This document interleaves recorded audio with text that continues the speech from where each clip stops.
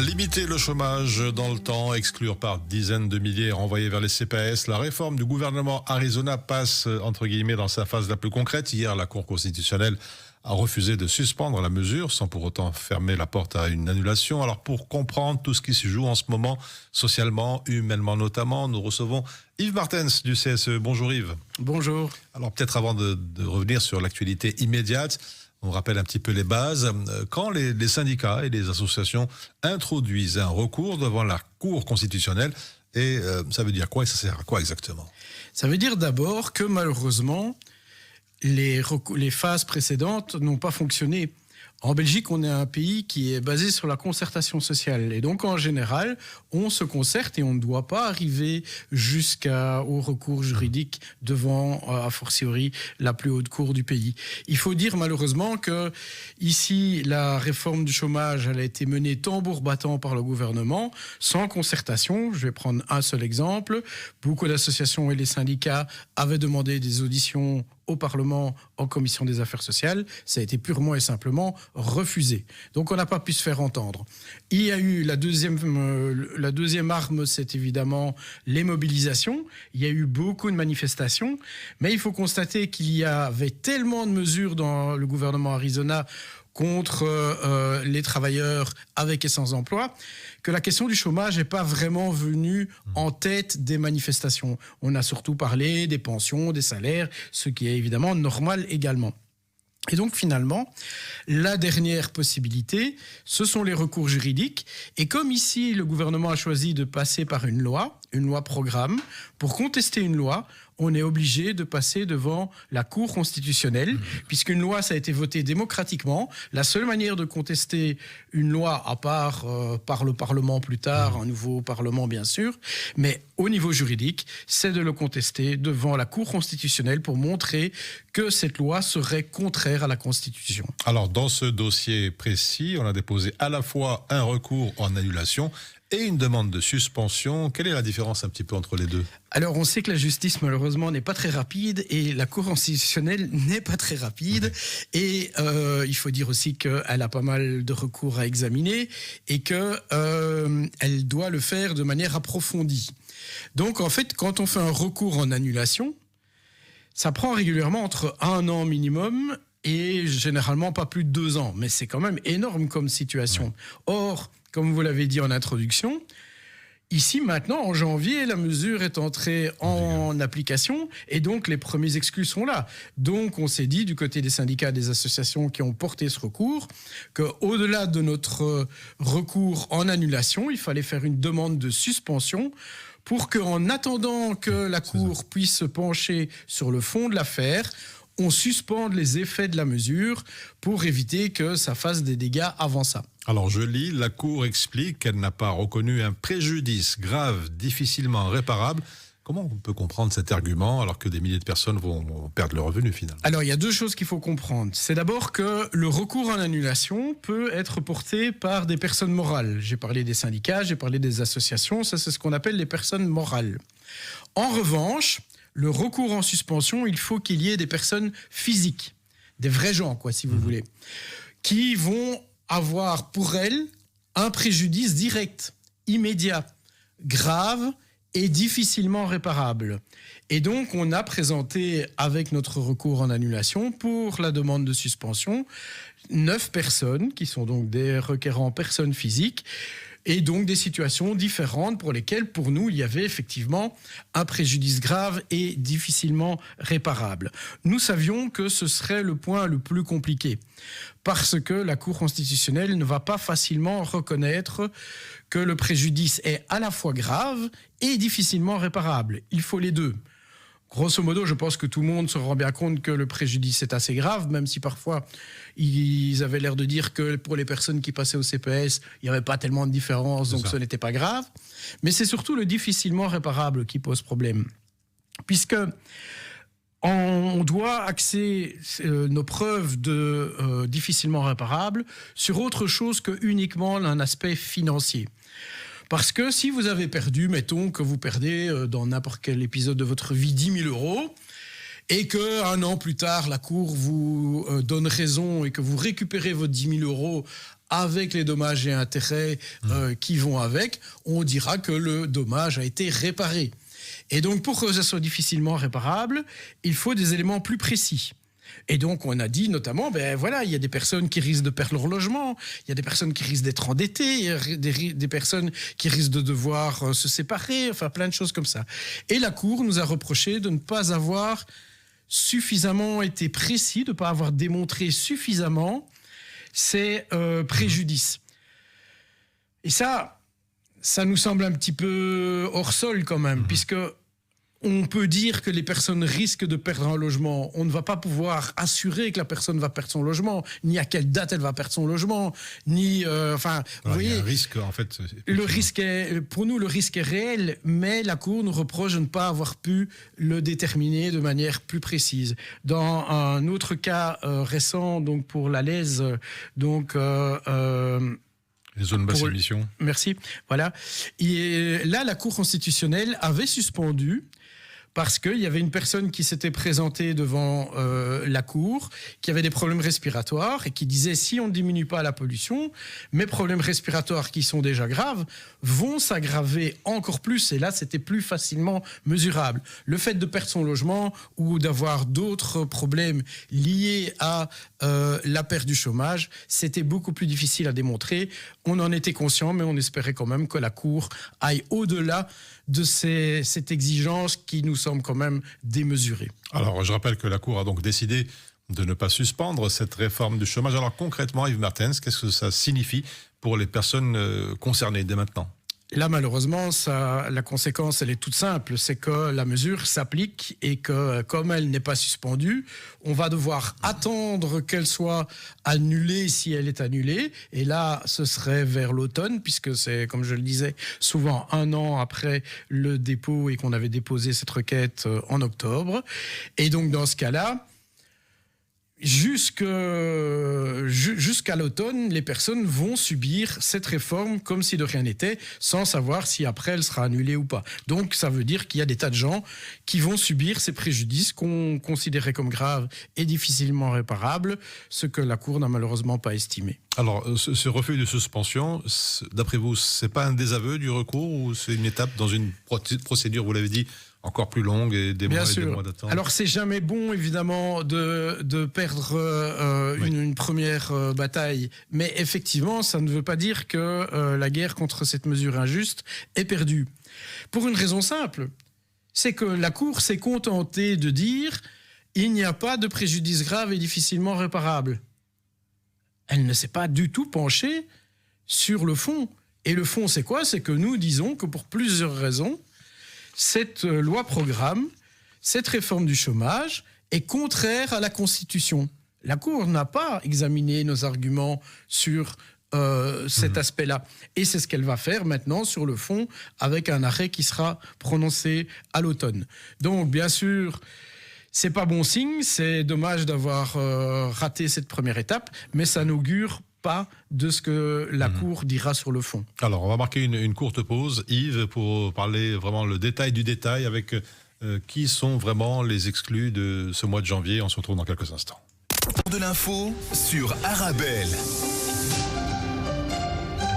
Et on retrouve notre invité aujourd'hui, Yves Martens du CSE. Qui sont vraiment les exclus de ce mois de janvier? Le gouvernement parle beaucoup de carrière au chômage. Alors, quand on regarde un petit peu en détail les chiffres des exclus de janvier, est-ce que tout cela, Yves, tient la route finalement? Eh bien, pas du tout. Effectivement, le narratif qui a été utilisé par le gouvernement pour faire passer cette réforme, et on voit bien que sur les réseaux, même dans la presse, ce sont des arguments qui portent, c'est de faire croire qu'il y a des gens qui font carrière au chômage. Il fallait arrêter le soi-disant chômage à vie. Le Premier ministre a dit au Parlement, le chômage doit être un tremplin, ça peut pas être un hamac. Alors, outre que toutes ces expressions sont extrêmement méprisantes pour les gens qui sont dans la situation de ne pas avoir d'emploi, c'est en réalité largement faux. Et un des éléments qui a été utilisé pour faire croire qu'on faisait carrière au chômage, c'est de prétendre que les exclus du mois de janvier, c'était des gens qui sont au chômage depuis plus de 20 ans. On a entendu ça tout le temps. Or, c'est faux. Alors, on montre aussi dans les chiffres que près de 60% des personnes exclues en janvier ont moins de 35 ans. Qui sont ces jeunes et comment ils se retrouvent déjà hors du chômage? C'est la preuve que c'est faux. Donc, puisque s'ils ont moins de 35 ans, on ne voit pas comment ils seraient depuis 20 ans au chômage. La plus grande partie a moins de 25 ans. Donc 30% ont moins de 25 ans. Ça veut dire qu'ils seraient arrivés au chômage à l'école maternelle. Ouais. Puis on en a 20% qui ont entre 25 et 29 ans. Ceux-là, ils ont attendu l'école primaire pour arriver au chômage. Et puis alors, les plus tardifs, là, il y en a 7% qui ont entre 30 et 34 ans. Et ceux-là, ils seraient arrivés à leur adolescence au chômage. C'est évidemment pas possible. Oui. Donc 57%, donc vous l'avez dit, près de 60%, des exclus du mois de janvier ne sont pas des gens qui sont au chômage depuis plus de 20 ans, ce sont des jeunes de moins de 35 ans. Voilà, il s'agit bien de le préciser. On découvre aussi que beaucoup sont des allocataires sociaux. Est-ce qu'on peut rappeler qu'est-ce que c'est et pourquoi ils sont particulièrement ciblés en fait par cette réforme? Voilà, en fait, pourquoi est-ce qu'il y a autant de jeunes qui sont dans les exclus du mois de janvier? Parce que c'est ce qu'on appelle précisément les allocataires d'insertion, c'est-à-dire le chômage qui est octroyé sur la base des études. Et c'est pour ça que ce sont des jeunes en fait. Donc c'est des jeunes qui ont obtenu le chômage à la fin de leurs études, après un stage d'insertion et en attendant de trouver du boulot. Et ce chômage sur la base des études, il avait été limité à 3 ans en 2012 par le gouvernement Di Rupo. Et maintenant, il est limité à seulement 1 an.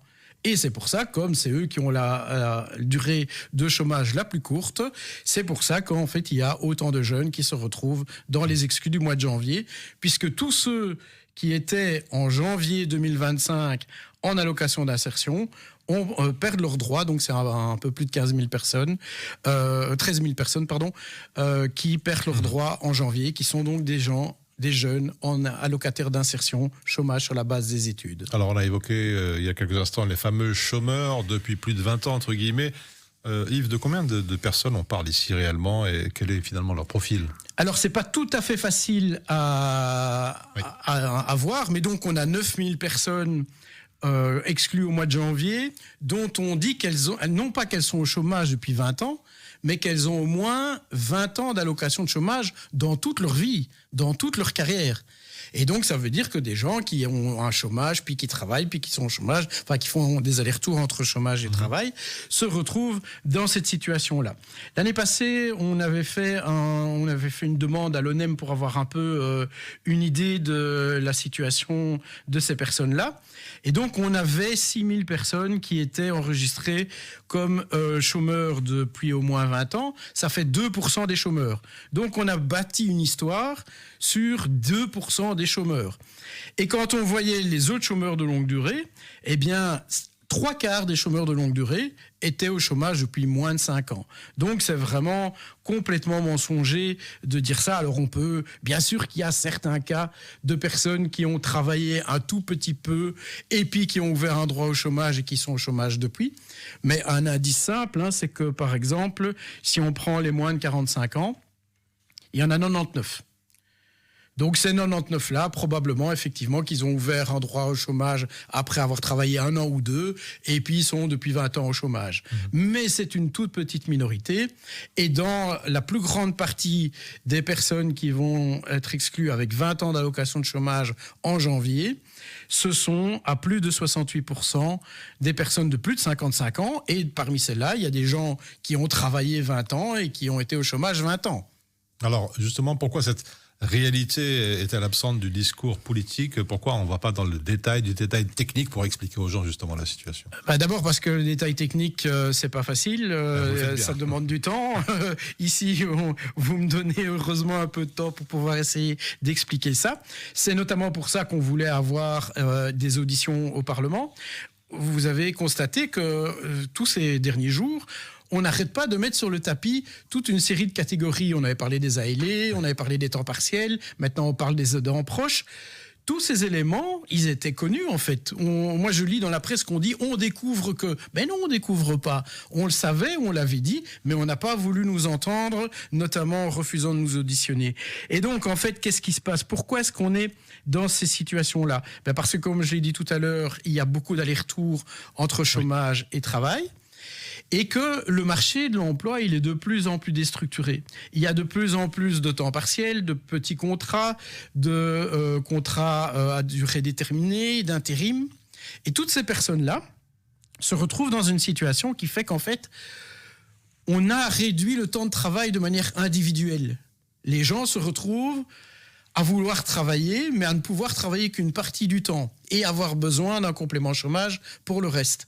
Alors que ce qu'il aurait fallu faire, c'est une réduction collective du temps de travail pour partager l'emploi parmi toutes les personnes disponibles. Alors, on va enchaîner avec la troisième et dernière partie de notre entretien. On va parler des CPAS et beaucoup disent de mission impossible. Alors, on assiste déjà à un transfert massif du chômage vers les CPAS. Est-ce qu'on a déjà quelques chiffres pour illustrer un petit peu la situation ? Oui, alors il faut être nuancé évidemment puisque il y a quelques jours le président de la Fédération des CPAS bruxellois disait il n'y a pas encore énormément d'éléments mais c'est normal, il y a depuis début janvier pas eu encore beaucoup de jours, en plus il y a eu la neige, il y a pas, voilà, ce n'est pas si évident que ça, il y a plein de gens qui ne comprennent pas ce qui leur arrive, qui ne sont pas informés, donc il faut un peu de temps pour que tout ça se fasse. A contrario, j'ai entendu qu'au CPS de Charleroi, par exemple, ils avaient déjà reçu plus de personnes que ce qu'ils attendaient pour tout le mois de janvier. Donc la situation dépend fort aussi d'une commune à l'autre. Ce qui est clair, c'est que les chiffres qu'on a donnés jusqu'ici, je l'avais déjà expliqué dans une émission précédente, c'est une estimation. On considère que avant d'avoir leur fin de droit, entre le moment où les personnes reçoivent la lettre d'avertissement et le moment où leur droit se termine, il y a environ un tiers des personnes qui sortiraient du chômage avant ça. Les premières indications, malheureusement, montrent que nous avions raison quand nous disions qu'il était très probable qu'il n'y ait pas un tiers des gens qui sortent du chômage avant la fin de droit. Donc il faut s'attendre sur près de 200 000 personnes qui sont prévues dans l'exclusion, et donc potentiellement un tiers en plus, qu'il y ait nettement plus que la moitié, au moins 60% de ces personnes-là qui se retrouveraient au chômage, de passer du chômage au CPS, à n'avoir que le CPS comme issue. Alors, vous dites que l'on pourrait bientôt aussi compter presque 2 fois plus de personnes au CPS qu'au chômage. Est-ce qu'on peut parler, disons, d'un basculement historique finalement? Absolument, c'est exactement ça.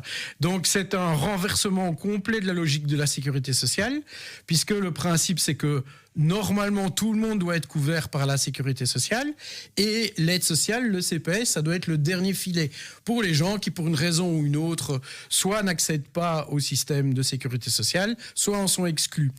C'est le dernier filet. Le problème, c'est qu'ici, comme on a déchiré le filet du chômage à la tronçonneuse, eh bien, il y a beaucoup de gens qui vont tomber dedans, dans le dernier filet.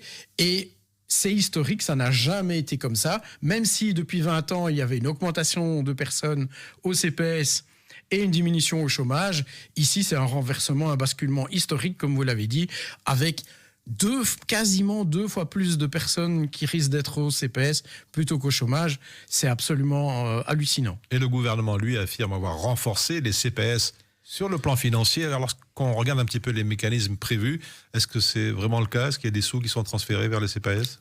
Alors, réponse de Normand, oui et non. Donc, pourquoi? Parce que dans les premières versions de l'accord avant même, donc dans les super notes du Premier ministre, qui n'était pas encore Premier ministre, donc du formateur Bardewever, il y avait des compensations qui étaient prévues. Donc, on savait déjà à ce moment-là qu'il y aurait des gens qui se retrouveraient au CPS. Mais elles étaient vraiment minuscules. Ensuite, il y a eu les CPS qui ont rouspété et qui ont dit si cette mesure se fait, il nous faut des moyens plus importants que ça. Certains partis, notamment les engagés, ont été dans ce sens-là également. Et donc, finalement, les compensations qui ont été prévues sont plus importantes que celles qui étaient évoquées au départ. Néanmoins, tous les observateurs s'accordent pour dire que ces moyens vont malgré tout être insuffisants. On parle de moyens temporaires et conditionnés. Est-ce que ça a aussi des implications pour les travailleurs des CPS, les bénéficiaires, tout le fonctionnement finalement? C'est ça. Donc le fait que ça soit temporaire, effectivement, c'est bien pour amortir le choc, mais ça va poser des problèmes à terme, puisqu'il ne faut pas rêver et penser que si des personnes ont été un long temps au chômage, magiquement, en passant par la case CPS, leurs problèmes vont se résoudre. Ça, c'est tout à fait rêver en technicolor. Et alors, d'autre part, effectivement, c'est conditionné et c'était une des craintes des CPS et une de leurs demandes, c'était qu'on ne rajoute pas une charge administrative supplémentaire. Or, ici, c'est bien le cas. Il y a toute une partie des conditions pour le financement complémentaire qui vont amener du travail administratif supplémentaire. Et donc, ça va avoir des conséquences, bien sûr, pour les bénéficiaires, mais aussi pour les travailleurs des CPS, qui risquent d'une part de ne pas avoir des moyens suffisants et d'autre part d'avoir un travail administratif supplémentaire à faire pour justifier les compléments de moyens qui sont donnés par le fédéral. Alors rapidement encore, 2 petites questions et je vous libère, c'est promis. Yves Martens, on sait que ce sont surtout les communes les plus pauvres à Bruxelles et en Wallonie qui vont être en première ligne. Qu'est-ce que ça risque en tout cas en matière de ce qu'on appelle les inégalités territoriales finalement? Ça va être massif effectivement et la NVA et le Premier ministre Bart De Wever ne se sont pas cachés de dire que c'était effectivement une réforme communautaire. On n'a pas régionalisé l'assurance chômage, mais en la vidant de la plupart de ses bénéficiaires et en les transférant vers les CPS, c'est une forme de régionalisation via les communes, donc de municipalisation, si on veut, de la sécurité sociale qui s'est faite. Et donc ça, c'est totalement injuste puisque le poids va se porter sur les communes les plus pauvres qui vont devoir assumer le plus de charges financières. Et il y est à craindre, effectivement, que pour les communes populaires, les communes où il y a, dans les grandes villes, les communes avec le plus gros taux de pauvreté, ça soit tout à fait ingérable. Les moyens annoncés et même les moyens accordés ne vont certainement pas suffire pour affronter un tsunami de cet ordre. Alors au final, avant de nous quitter, est-ce que cette réforme ne fragilise pas tout l'édifice finalement de la sécurité sociale en transformant un droit national fondamental en une aide sociale et résiduaire? Exactement, en passant de la sécurité sociale, qui est un droit acquis par les travailleurs sur la base de leur cotisation, à une aide qu'on peut obtenir en cas d'état de besoin, mais qui vient après aussi, par exemple, la solidarité familiale. C'est effectivement pousser vers détricoter la sécurité sociale et par là même s'attaquer pas seulement aux travailleurs sans emploi, mais aussi aux travailleurs avec emploi. C'est d'ailleurs pas un hasard si, après avoir mis sur pied la réforme chômage, le ministre Clarinval, qui est le ministre de l'Emploi et donc qui a aussi le chômage dans ses attributions, a annoncé toute une série de mesures pour détricoter, flexibiliser, précariser encore plus le marché du travail. On l'avait dit dès le départ, on voit que ça se confirme. La réforme du chômage, ce n'est pas seulement s'en prendre aux travailleurs qui ont perdu leur emploi, c'est aussi s'attaquer aux travailleurs qui ont encore leur emploi. Et c'est pour ça qu'il faut continuer à se battre contre ces mesures. Voilà, c'est la conclusion d'Yves Martens du CSCE. Merci pour toutes ces explications, détails techniques et derrière ces chiffres et ces slogans, une réforme finalement qui dessine, on l'a vu, on l'a compris, un basculement très important de notre modèle de solidarité. Merci Yves. Merci pour l'invitation. Avec plaisir.